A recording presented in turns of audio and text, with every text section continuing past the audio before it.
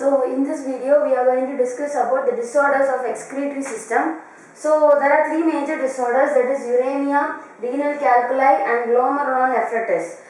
First, before getting into uremia, we'll know what this renal calculi and glomerulonephritis means. So these two are the disorders. So the renal calculi is something that the formation of stone, we commonly tell it as kidney stone.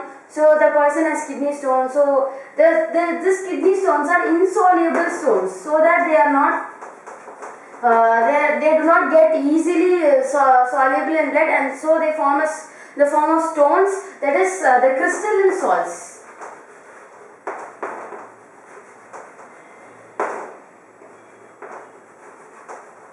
So the crystalline salts which are insoluble form together are placed in the kidney. So the stone that is formed insoluble, that is in the form of crystalline salts in the kidney, causes this renal calculi. So the next is glomerulonephritis. From the name itself we can identify that there is a problem in the glomeruli.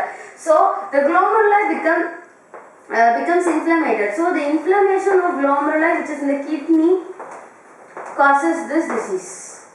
So this is caused when the glomeruli of our own kidney gets inflamed or get bulged. So during that time this glomerulonephritis disease is caused. So renal calculi is the formation of stone, that is the crystalline solids are tough or soluble, so they form salts in the kidney, stones in the kidney, whereas the glomeruli, the inflammation of glomeruli in the kidney causes glomerulonephritis. So the next is uremia.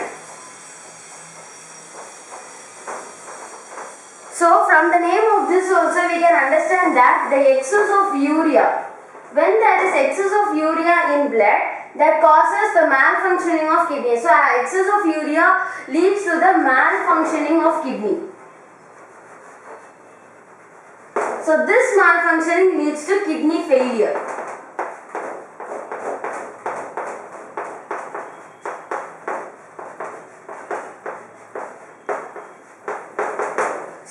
Excess of urea in the blood is the consequence of the disease uremia. So this causes excess of urea in the blood causes malfunctioning of kidneys, and so further it comes to the condition of kidney failure. So this kidney failure is treated by the hemodialysis. That is, it is treated by the process hemodialysis. So this hemodialysis is a process in which the blood is drained from the convenient artery, that is the artery from which the blood can be easily taken out, so which is very convenient for this treatment. The blood is taken out and it is added with the anticoagulant heparin. So the blood taken from the convenient artery is added with an heparin, which is an anticoagulant, and then it is returned back. That is, then they leave it back into the dialyzing unit. We call the dialyzing unit as the artificial kidney. So the dialyzing unit is actually called the artificial kidney. So this heparin, when this blood reaches the dialyzing unit consists of some cellophane tubes.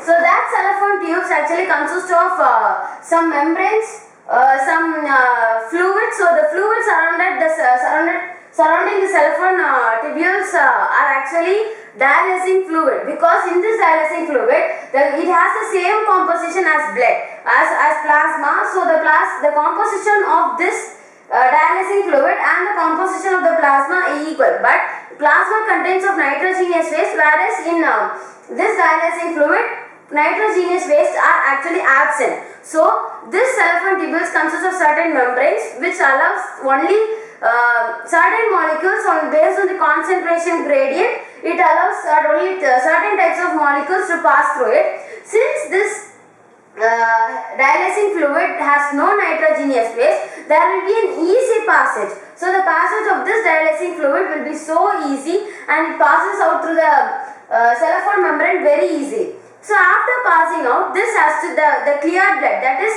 the blood which is added with the heparin, that is anticoagulant, or which will call as anti-heparin. The clear blood added with anti-heparin has to be sent into the different parts of the body.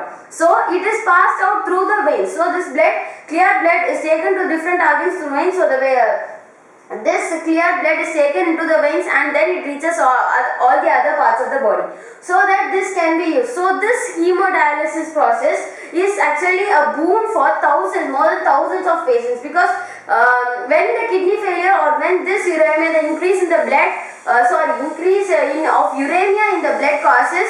So this hemodialysis is a very simple process to cure, and it is so many people consider that this is a very big boon for them. So another major, that is for this kidney failure, another major function. So the ultimate method for this kidney failure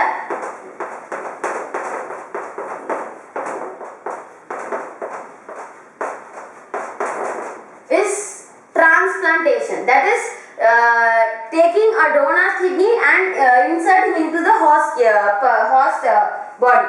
So while this transplantation process, that is when the kidney transplantation process has to take place, the donor, that is the person who is giving his own kidney to the host, must be a close relative. So if it is a close relative, it can avoid the chances of rejection.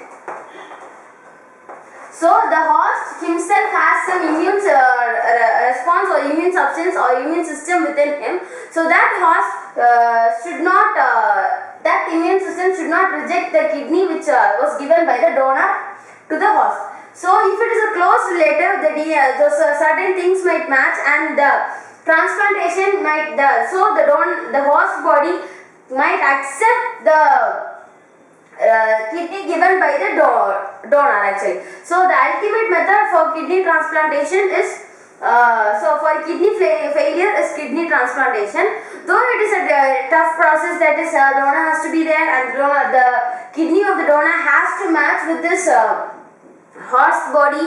So though it is there, certain the clinical systems of modern clinical techniques has made many successful moves, and successful kidney transplantations have been made. So these are the three different types of disorders of excretory system.